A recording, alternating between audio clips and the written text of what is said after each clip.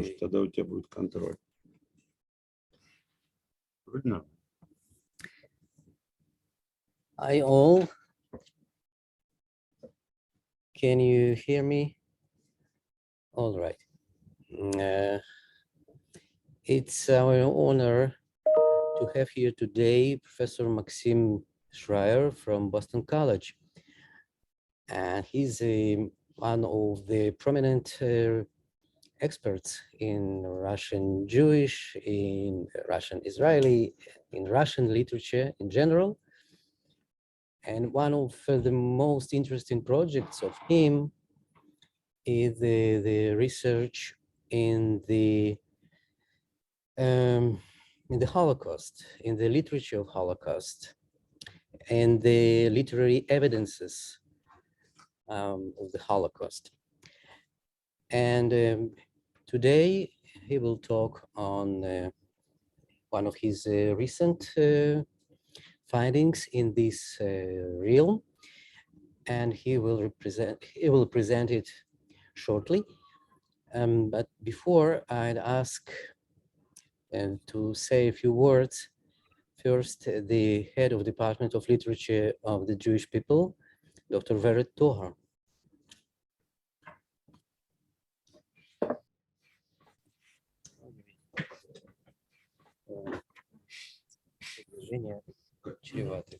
Okay.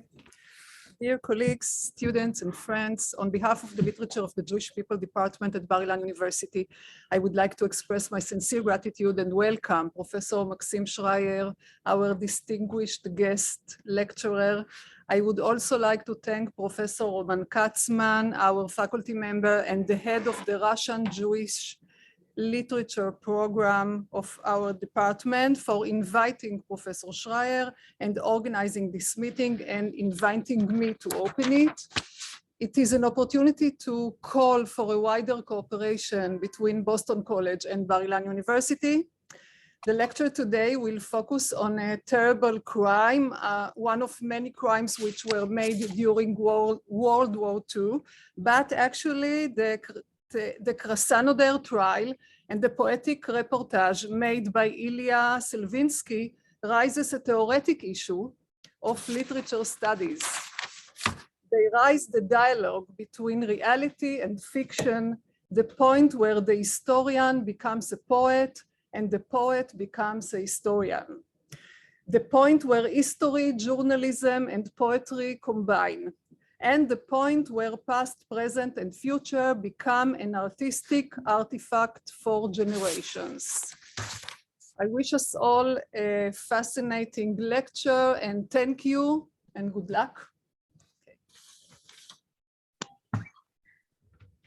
Thanks a lot to Dr. Tohar.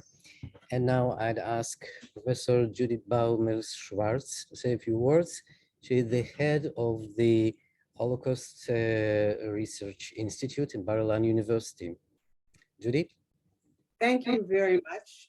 First, thank you to our host, Professor Roman Katzman.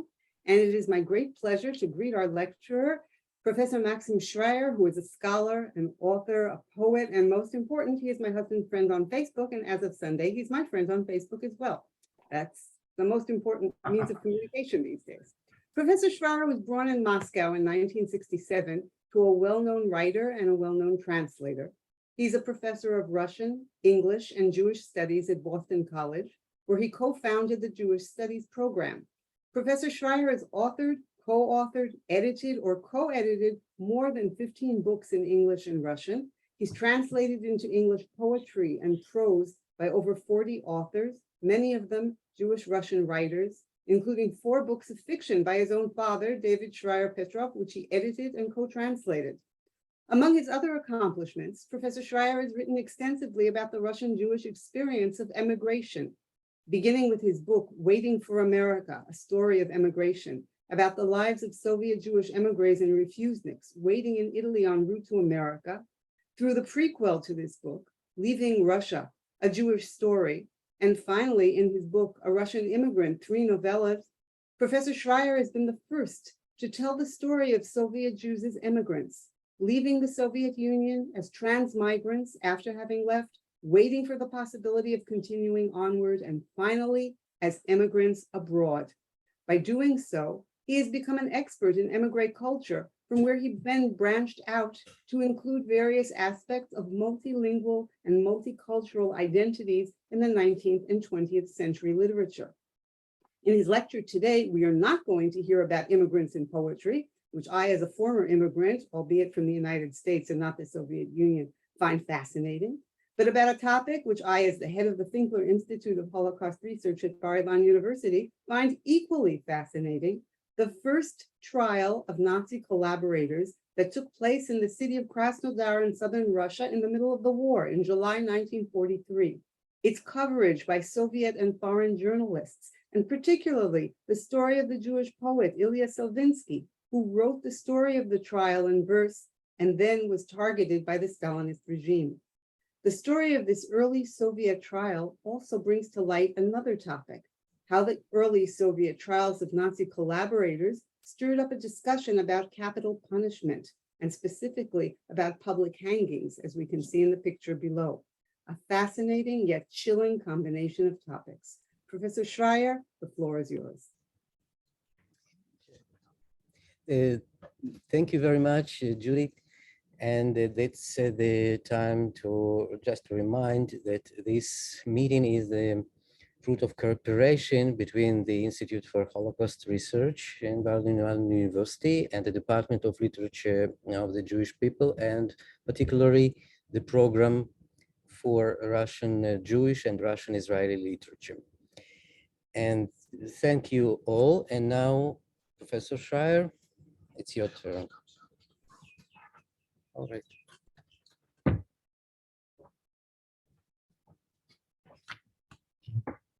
Good afternoon, and thank you so much for this very warm introduction.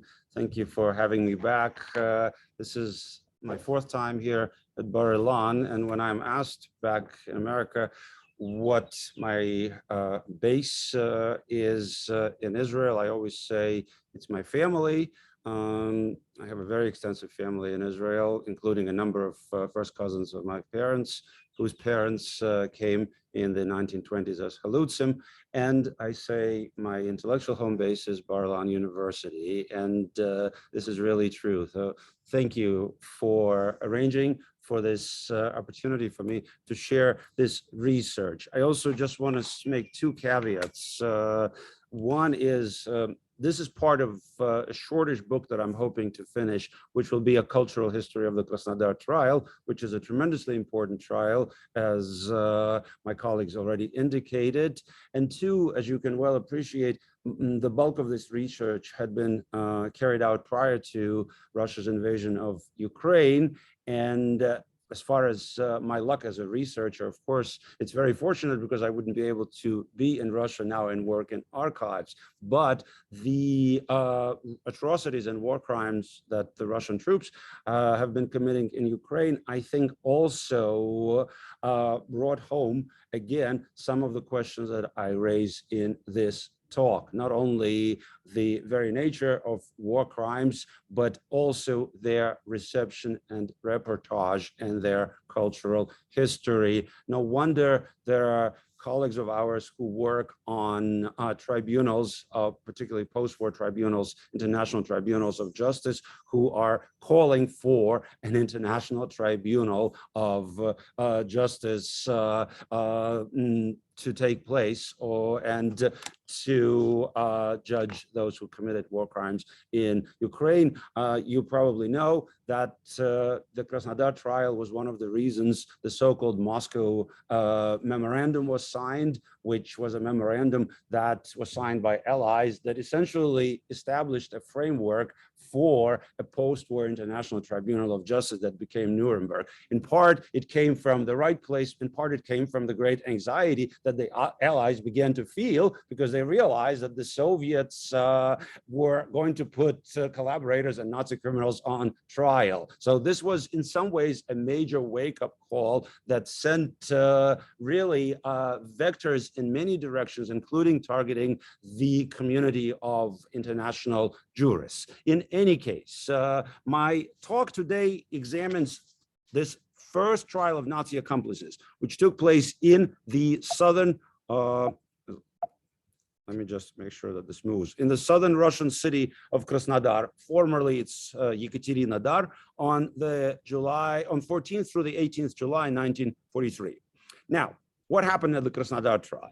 At the Krasnodar trial, and by the way, not to be confused with the second Krasnodar trial, which took place in 1963, of which some collaborators who were later identified were subsequently put on trial, and of which the Jewish Russian writer Lev Ginsburg so poignantly wrote in his book, Бездна, Abyss. The original Krasnodar trial had 15 Nazis who were named in absentia by the prosecution, and they included the commander of the 17th Army, Colonel General Ruoff, and the commander of the Sonderkommando 10A, SS Sturmbannführer, Dr. Kurt Chrisman. He, by the way, was subsequently tried in Munich in 1980 and sentenced to 10 years of jail for his role during the occupation of Krasnodar.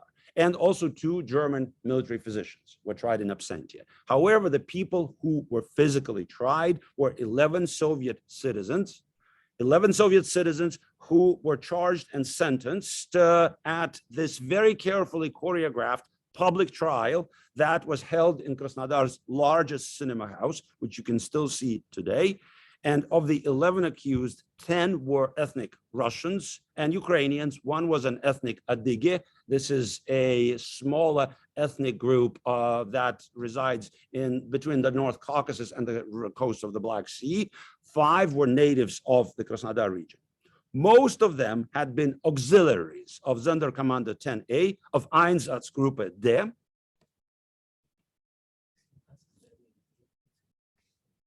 Are you able to see my slides? Professor Kosman is asking. Yes, I think they are. Thank you. Yes. Wonderful. Yes, it's fine. Wonderful, wonderful. And although their roles in the execution of Nazi genocidal crimes during the occupation of the Krasnodar region varied from being members of the killing squads to rendering logistical assistance during the roundups and murder of Jews, communists, and Roma, all 11 were tried by a military tribunal of the North Caucasus Front and charged, and this is where it gets interesting, under the Omnibus Article 51, Paragraph 1, paragraphs A and B of the Penal Code of the Russian Federation. In other words, a military tribunal is judging criminals under the Soviet Penal Code, right? And the proceedings of the trial specifically describe them as what's in Russian called пособники, accomplices to a group of Wehrmacht and SS commanders, both officers and non-coms. 8 of the accused were sentenced to death by hanging and 3 to 20 years of hard labor. And this is, again, where it gets interesting.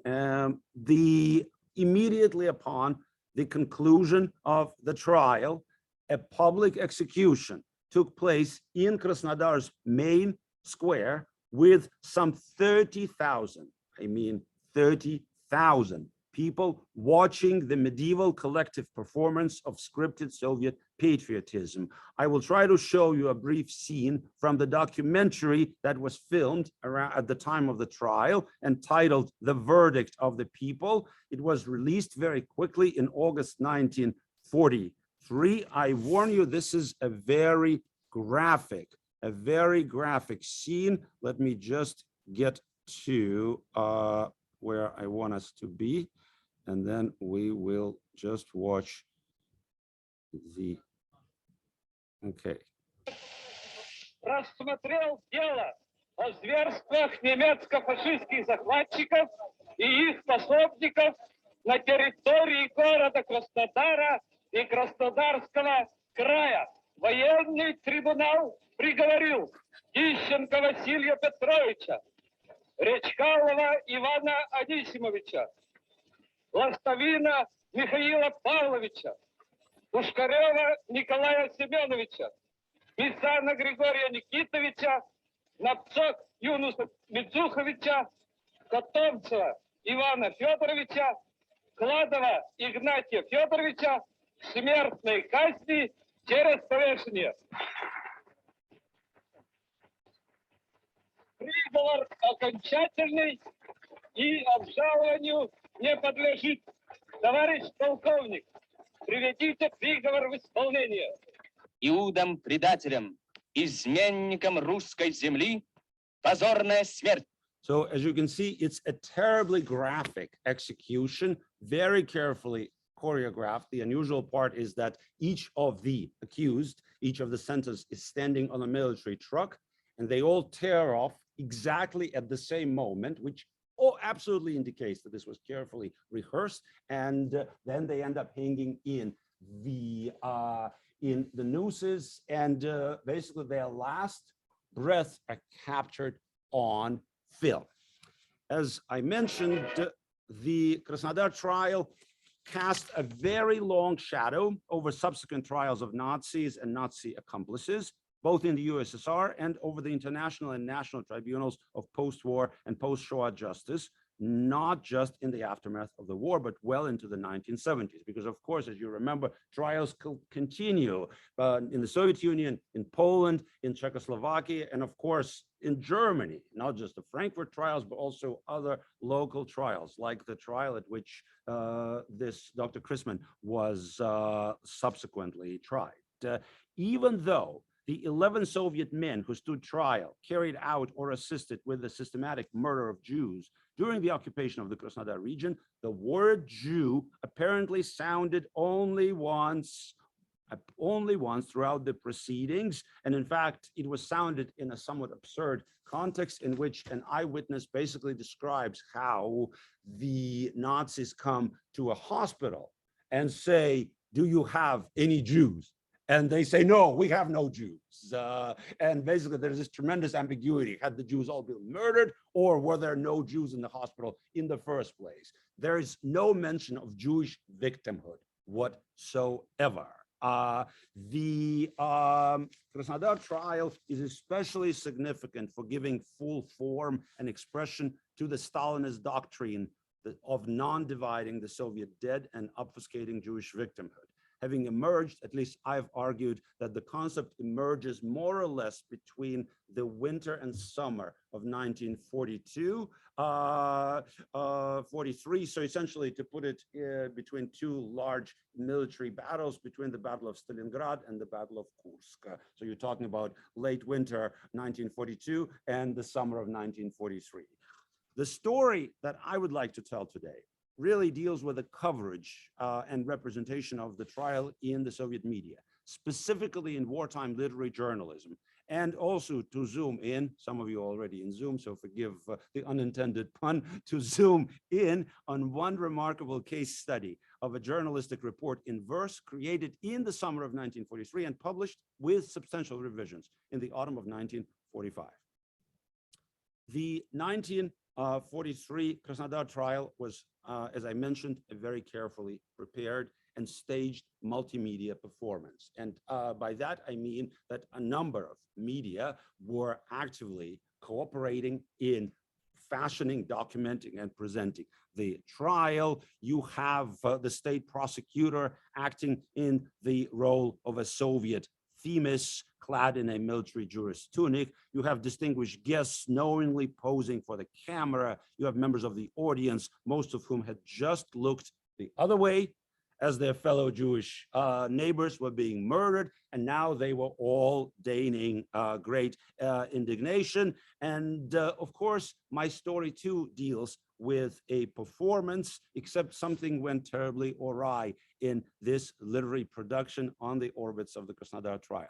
Let me very briefly introduce the cast. So the first protagonist is Ilya Selvinsky, the Crimean-born poet and playwright, son of a fur merchant, descendant of Ashkenazi Jews and Krimchaks. Krimchaks are Rabbinite Crimean Jews. They're not Karaites, they are Rabbinite Jews, but they have a distinct Crimean identity. Selvinsky is a poetic virtuoso. He's one of the principal players on the early Soviet avant-garde literary scene, one of the founders of Soviet constructivism, and what is important, from August 1941 until November 43, Selvinsky was a frontline military journalist and political officer who was fighting in Crimea, North Caucasus, and the Black Sea coast. So this is really his turf. In January, February 1942, Selvinsky became the first Soviet national poetic witness to the annihilation of Jews by Nazis in the occupied territories. By the summer of 1943, Lieutenant Colonel Selvinsky had run into major trouble with Stalin's leadership.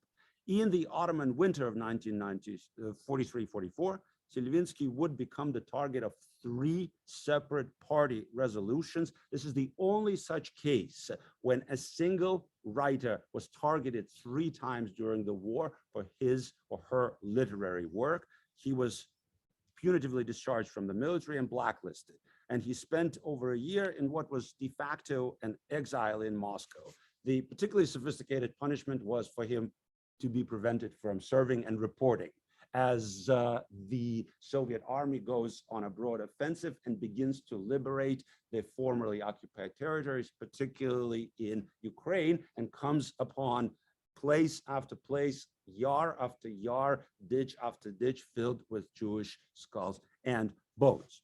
The second principal character is a man by the name of Konstantin Simonov, a very interesting character, a gifted poet, a journalist who replaced none other than Vasily Grossman at Stalingrad. He was Stalin's particular favorite at the time of the Krasnodar trial. He was of Russian and Armenian descent on both sides from the Russian nobility. And I think as a half Armenian, he was sensitive to Jewish suffering. But I think he was more sensitive to the direction of where the winds of Stalinism were blowing.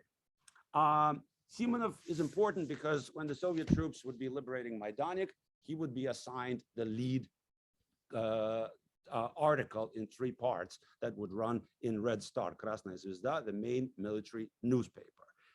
Our third protagonist is this man, Alexei Tolstoy, not to be confused with Leo Tolstoy or with an earlier 19th century Russian poet, Alexei Konstantinovich Tolstoy. Alexei Tolstoy, Count Tolstoy, a descendant of a very prominent aristocratic family, a former emigre who returned to the Soviet Union in 1923 to become one of the most important Soviet authors. Tolstoy was a venal Stalinist who was willing to bend historical facts to augment Stalin's role in the Russian Civil War, and really one of the architects of Stalin's cult of personality in Soviet culture. What is particularly strange here is that Tolstoy was otherwise disinclined to discuss Jewish suffering, even though his first wife, the artist Sofia Dymchits, was Jewish. Tolstoy was appointed to the Extraordinary State Commission, ЧГК, and in August 1943, he made a major contribution to Soviet Shoah literature with an article later published as a little brochure called Brown Madness, Korичневый Durman, which was a report on the Nazi atrocities of North Caucasus. And last but not least, this very interesting character, the playwright and literary functionary Всеволод Wisniewski, a descendant of the Polish nobility, Szlachta, a playwright, a Red Army and Navy machine gunner during the war, and author of a number of plays during the first years of the Nazi invasion. He was in charge of the writers group attached to the Baltic Fleet in the besieged Leningrad. And I want, before we get to the grand puppeteer, Stalin, I want also to point out that what's interesting about Wisniewski is that he was an orthodox communist in matters of politics, but he was quite the opposite of a doctrinaire in matters of culture. And this probably has something to do with the fact that some of the texts I'm going to discuss were published specifically with the effort and with the assistance of this man, Wisniewski. And of course, the grand puppeteer, Stalin took a personal interest in the production of this trial. A whole team of his henchmen, larger and smaller, were overseeing it. They included Molotov, they included Vyshinsky, the figure who was the Soviet chief prosecutor at the mass trials of the 1930s. They included the nominal state prosecutor, and this man, the fourth one you see in the picture, Georgy Alexandrov. He is probably one of the 3-4 architects of the Soviet concept of non-dividing the dead, essentially arguing that the Jewish victimhood ought to be silenced or obfuscated. So it's a powerful team behind the trial. And by the way, I just want you to look at the style of the proceedings. On the left is the Krasnodar trial proceedings, and on the right, the proceedings of the famous trial of the rightists and Trotskyites in Moscow in 1938. Even the style is eerily like the show trials of the 1930s. So in other words, it's fashioned in the style of the Stalinist show trials. Okay. Now, this is also something of a mystery play in verse. Why a mystery play in verse? Because in the course of the presentation, in the course of the reportage, one reporter disappears and a mysterious reporter enters the scene in his stead. And part of my archival investigation had to do with trying to figure out not only what happened, but how it is that the proceedings were reported in such a mysterious fashion, even though everything was occurring with the official imprimatur of Stalin's leading henchmen. Now, just a couple of words. I'm going to skip most of this part because these facts are fairly well known. There's also a wonderful colleague of ours in Israel, Kirill Pfefferman, who is a great specialist in the Shoah in the south of Russia, Crimea, and North Caucasus. He's written extensively about it. But what you should know is that this area is sort of the latest to be occupied. This is when the Nazis were making their push toward the Volga and the Caucasus and beyond the Caucasus to the Caspian oil fields. So the occupation lasts from the 9th of August, 1942 to the 12th of February, 1943, only 186 days. Also, what is interesting about the life and death of Jews in Krasnodar is historically, this is not an area that has a lot of Jews. It's the historic area of the Kuban Cossack host. The Jews who found themselves in Krasnodar were evacuees. And these evacuees represent two waves. The first, the evacuees of the summer-fall 1941, which is how you have Jews of Leningrad, including Jewish children from orphanages who were evacuated. The second wave, these are the evacuees who had already once been evacuated to places like Crimea, and then were further evacuated, thinking they had escaped their death. And now they find themselves in this last trap. Two, that in the short period, the centers of killing were not only the large cities, but the smaller towns and Cossack villages, the stanitsi. Now, the numbers are very difficult to establish, but it's probably safe to say that between 18,000 and 27,000 Jews were murdered in Krasnodar's 65 cities, towns, and villages. Who was doing the killings? Primarily units of Einsatzkommando 11 and Sonderkommando 10A, both of Einsatzgruppe D. And of course, our collaborators who are providing logistical assistance. I just want to tell you that if you have time, you can do some digging at Yad Vashem, including in what is available in their online archives. You will find records of people with individual destinies who died at Krasnodar. For instance, I was looking at the fate of this woman, Olga Borshigovskaya, who is 32 when she is killed, who is evacuated from Odessa, first to the Maykop Oblast of Krasnodar region, and is murdered by bullet. There is a testimony by her brother given in Odessa in 1992, and there are other such stories. What is distinct about Krasnodar are several things. One, there were no ghettos. So the murders basically occurred very quickly in the communities where the Jews were living or had been evacuated to. Simultaneously with Jews, and this is different, unlike other parts of the occupied territories, all the Karaites, Karaims, were murdered. Also, there's a particularly high proportion of Jewish children, including evacuees from orphanages. And finally, this is one of the first places where the gas vans, known in Russia as dushegubki, literally soul killers, were used. And some of the people on trial actually were operating the gas vans.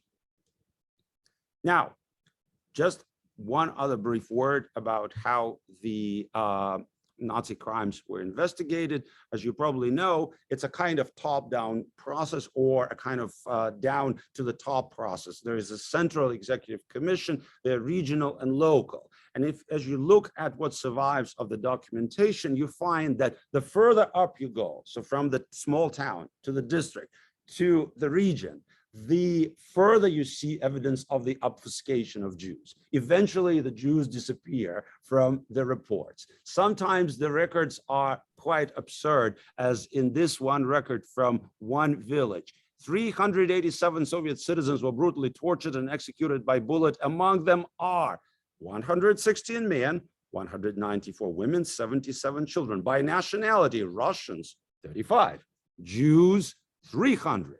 Or you would have another record which would say 2 communists, 1 Soviet functionary, and 600 Jews were killed. In other words, hard pressed because there's no other non-Jews. But as you go up and up to the reports, basically the Jewishness of the victims is disappeared. Now, the trial is covered by both the Central Soviet press and by the less important papers and the military papers. The coverage is unremarkable. And this is where our story begins to enter kind of its first twist. Why? Because the writer who was handpicked by Stalin to report on the Krasnodar trial was this man, Alexei Tolstoy, whom I mentioned before, who is present at all proceedings. He is charged with writing the official long essay report.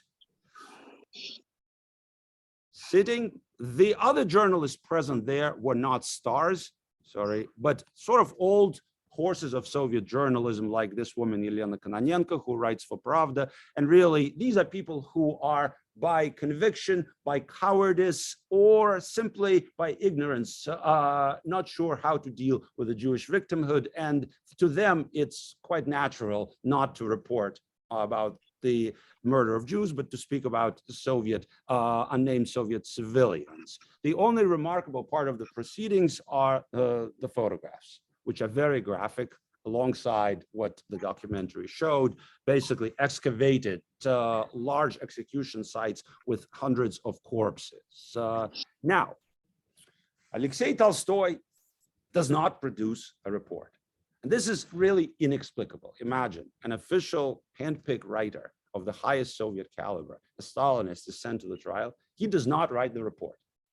We do not know why, except there is some secondary evidence that he returns from the trial completely wiped out, depleted, and devastated, and basically claims that he was unable to find a way to write about it. This is particularly interesting because he's the only top caliber Stalinist writer who is present at the trial. It's not until December 1943 at the Kharkov trial that the 3 stars of Soviet wartime journalists, Tolstoy, Simonov, and the man on the right, whom all of you I'm sure know, Ilya Ehrenburg, perhaps the principal voice of anti-Nazi Soviet patriotism during the war, all are gathered there to report. At the Krasnodar trial, only Tolstoy is present.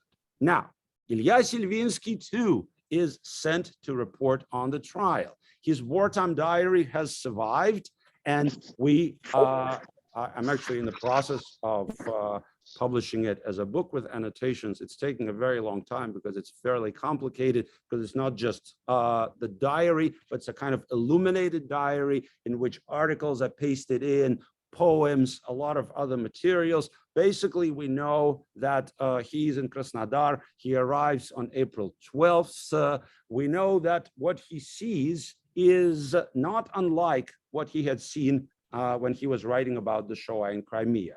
This is what he would have seen in January 1942. In other words, a kind of open-air morgue filled to the brim, mainly with Jewish women and children. He would have seen this at Krasnodar, but he does not write about this in poetry. He is at the trial as a Soviet journalist. This is his ID from Red Star, the main military paper.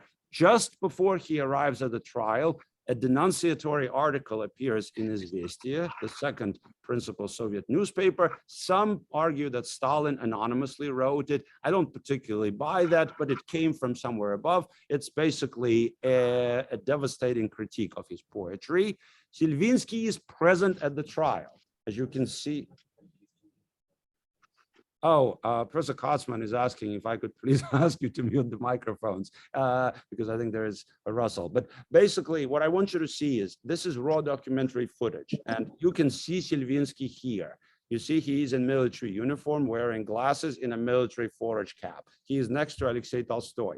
He sits next to or very close to Alexei Tolstoy and other Soviet dignitaries. This is the raw footage. In the final release documentary footage, he is not present. It's almost as though the censors shot by shot cut him out. So in other words, something happened just as he is reporting on the trial. What happened exactly is that he was being targeted. He's being targeted, and he is increasingly becoming a persona non grata.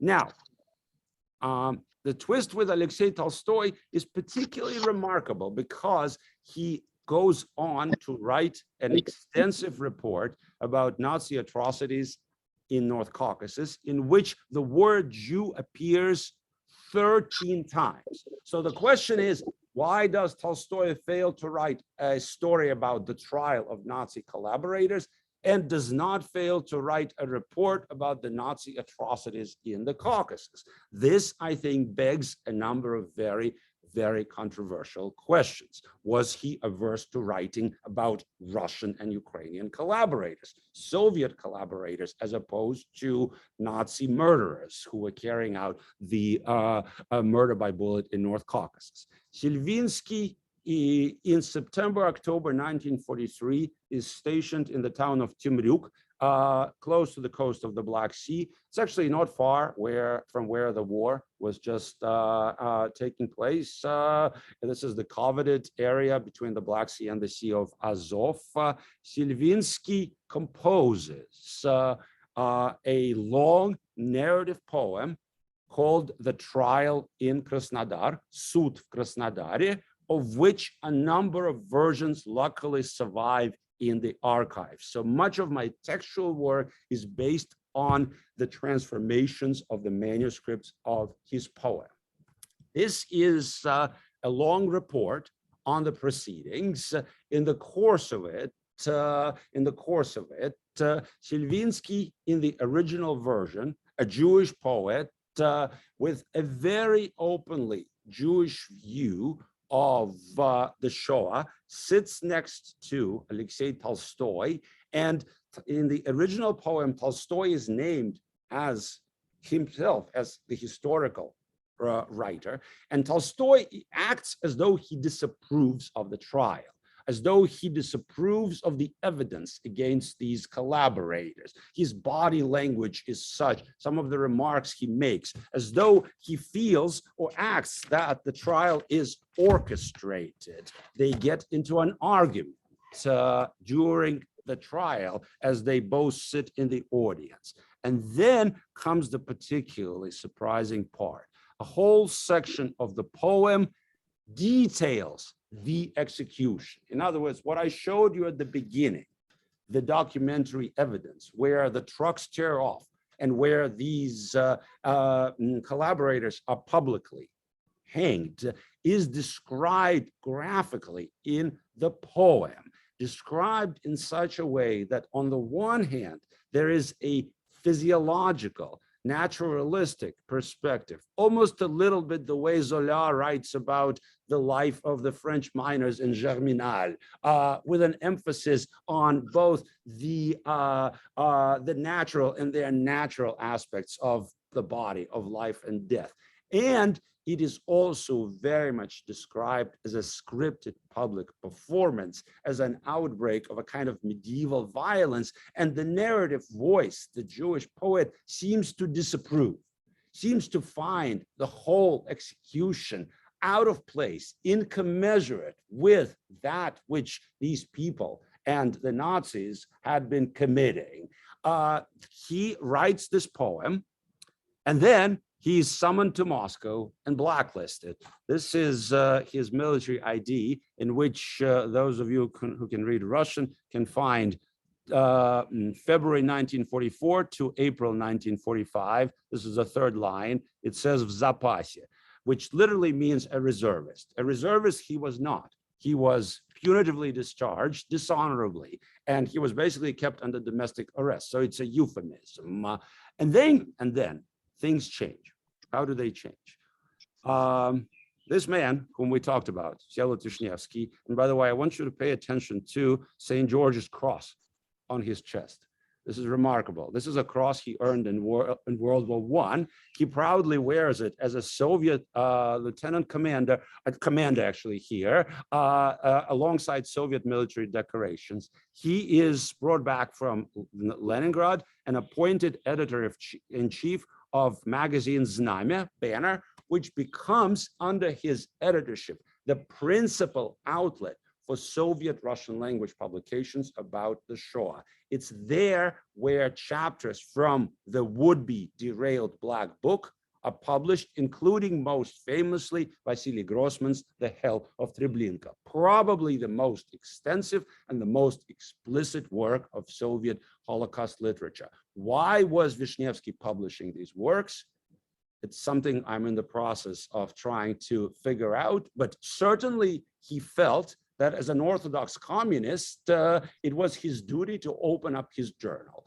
Konstantin Simonov, who was one of the members of the editorial board in this letter, writes that we are a military journal, and therefore it is our obligation to report on these things. Then on the 23rd of February, Tolstoy dies.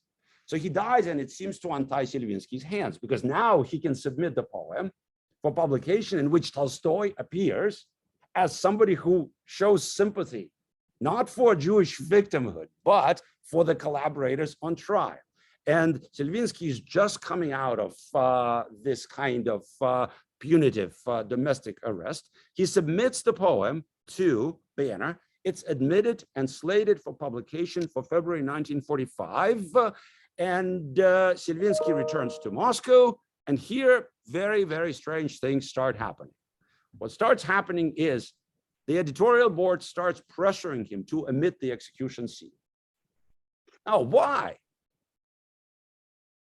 Why does the editorial board, composed of leading Soviet writers and journalists, all of whom, by the way, are ethnic Russians, one ethnic Ukrainian, are targeting a scene in a poem written by a Jewish poet and Holocaust witness, in which he graphically describes and disapproves of this public execution?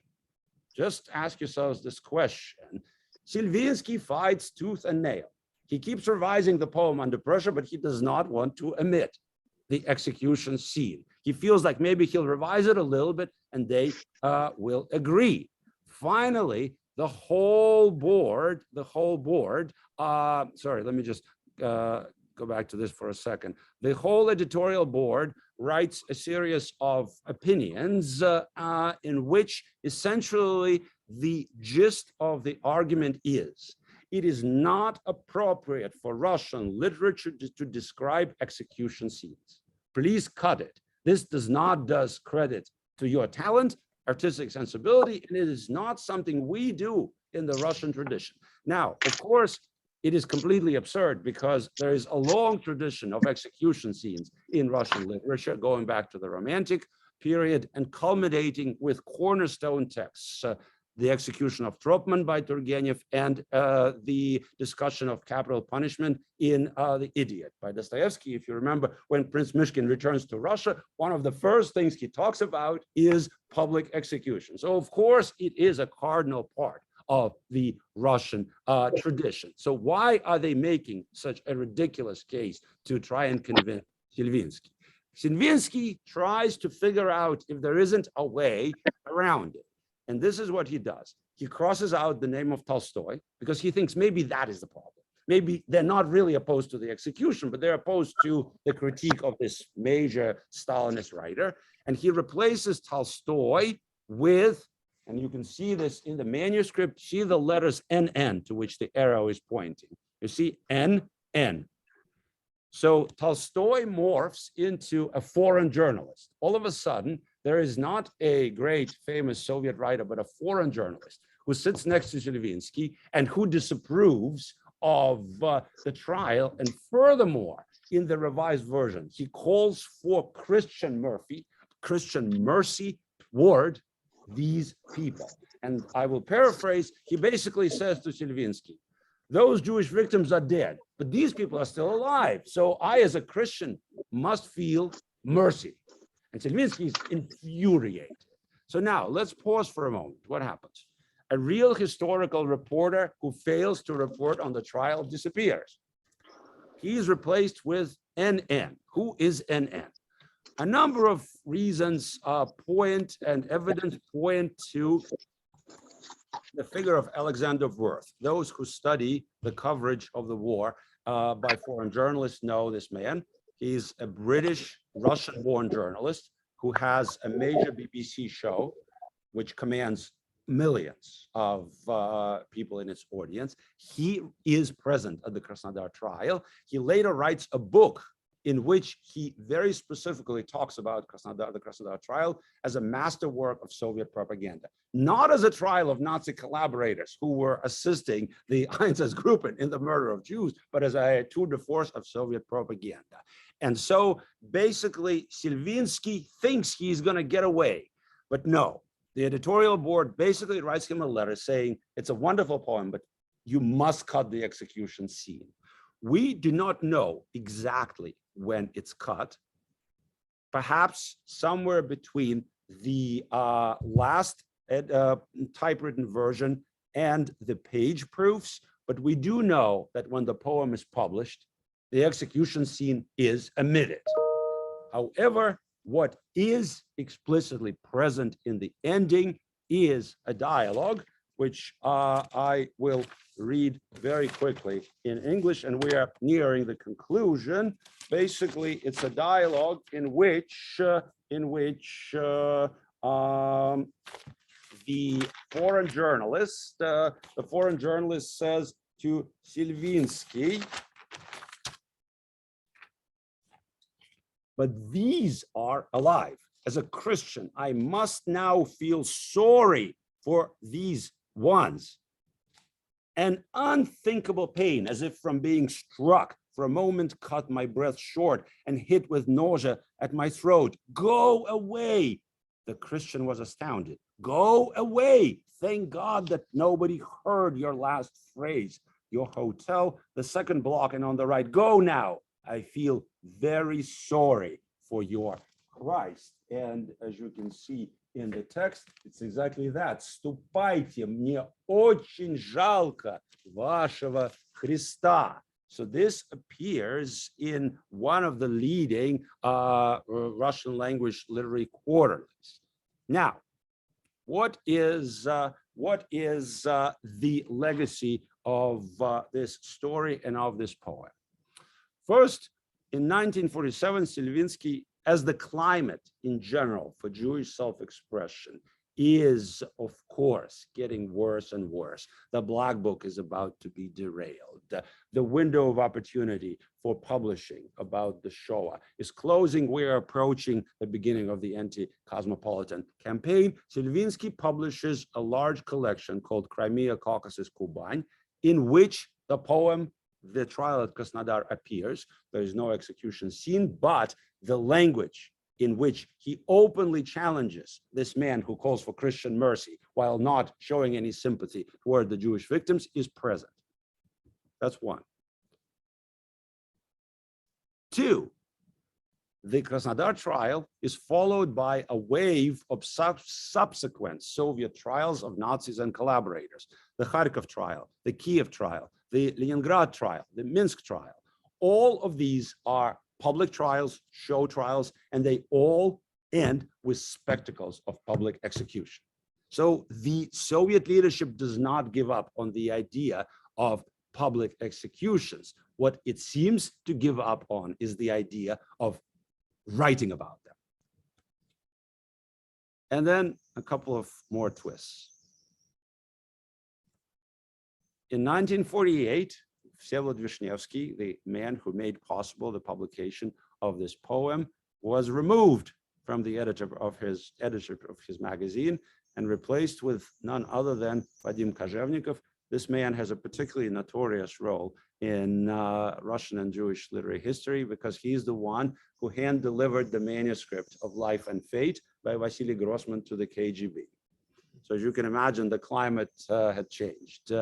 And here's the part that I still have not found a convincing explanation for. At least I have not found any material and documentary evidence to support. The poem, The Trial in Krasnodar, has not been reprinted since 1947, either during the Soviet period or the post-Soviet years. Thank you so much. I'm going to stop here. Thank you. Thank you. Thank you. Yeah, so I'm happy to take some questions. Yeah, please, from this audience or from this audience. I'm blessed to have two audiences. It's true, but Selvinsky has a poem, Stalin. He has several. He About has, Stalin. yes, which I discuss at some length in a book of mine, which came out about 10 years ago, which is called Ilya Selvinsky and the Legacy of Bearing Witness to the Shoah, which Yad Vashem is publishing in Hebrew in Sivan Biskin's translation.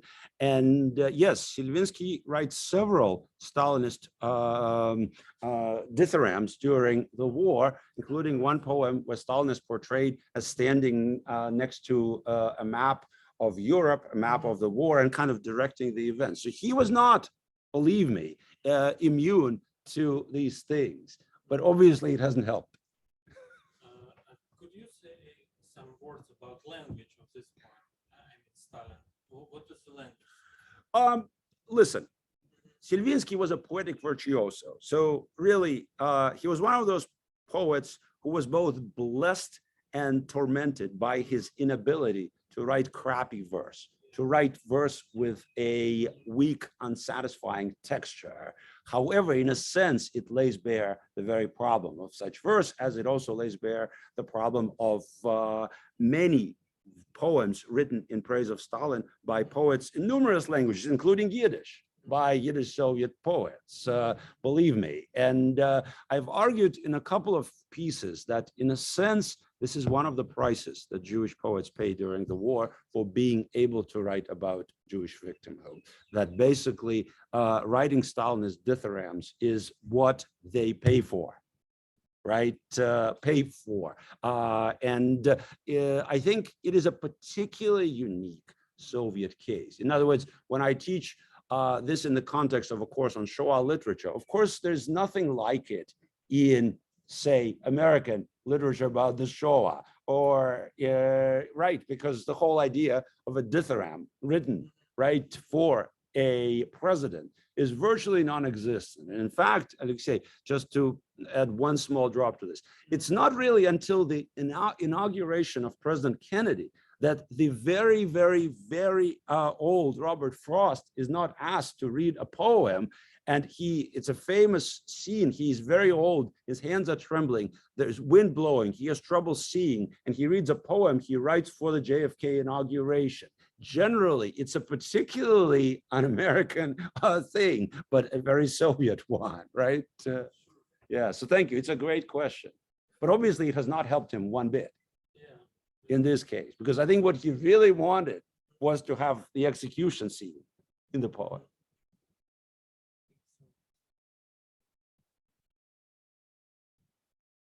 Well,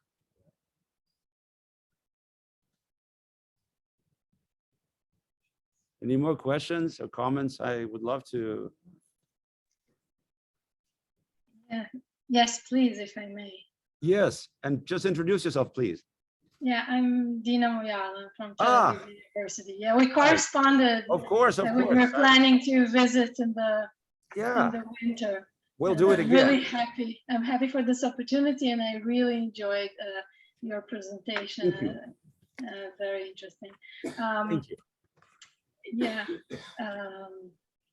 I have somewhat, I don't know, maybe this question is not directly related, but I was wondering regarding the relationship between these authors, correspondents, writers to the official CGK, and to what extent they were there in the name of, or reporting, or sending something to that committee. Some of them, like Vasily Grossman, were in contact with the Jewish Anti-Fascist Committee.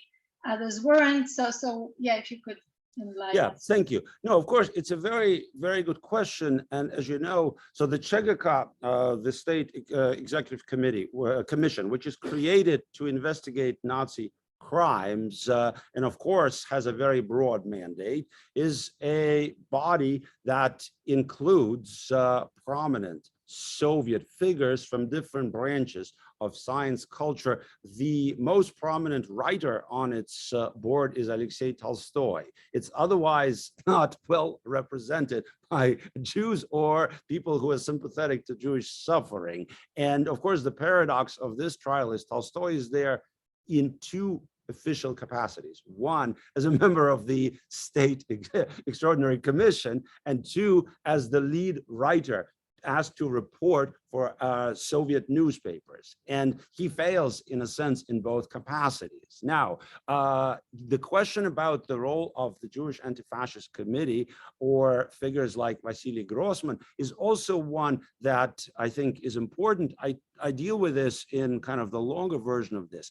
I think it's particularly remarkable that not a single major Jewish figure is present at the Krasnodar trial in any official capacity. Remember, Selvinsky is there as a reporter for a regional military newspaper that he was a writer for throughout his 2.5 years of service in Crimea, the south of Russia, and North Caucasus. Grossman is not there. Of course, Edinburgh is not there. Edinburgh is sent to the Kharkov trial, but he's not at the Krasnodar trial. And so there is a dearth of Jewish voices and witnesses. And that tells you about the changing climate, and also about, in a sense, a certain role that already had been assigned to what the Jewish Anti-Fascist Committee was doing in his Black Book project, right? This, of course, never becomes part of the Black Book, right? Does that answer your question? Yeah, it's interesting that the split between kind of, we can see hints to what is going to happen to the Black Book already. Yeah. What was particularly striking, if I could just say one thing, how I came upon this. So I was working in archives in Moscow, and I came upon a trove of materials from the editorial offices of Banner magazine, which included correspondence and copies of Selvinsky's poem. And when I saw the original draft with the name Tolstoy in it, I literally had cold sweat, because the final version has nothing about Tolstoy. And I thought, am I going crazy? Is this the poem? This makes no sense. And then I started thinking, what happened that Tolstoy went to the trial, failed to report? Selvinsky writes a polemical poem about this, and then basically he writes him out of the poem. So that's kind of what got my, talents twitching. Thank you. Yeah, thank you. Very interesting question. Well, Professor Kotzman.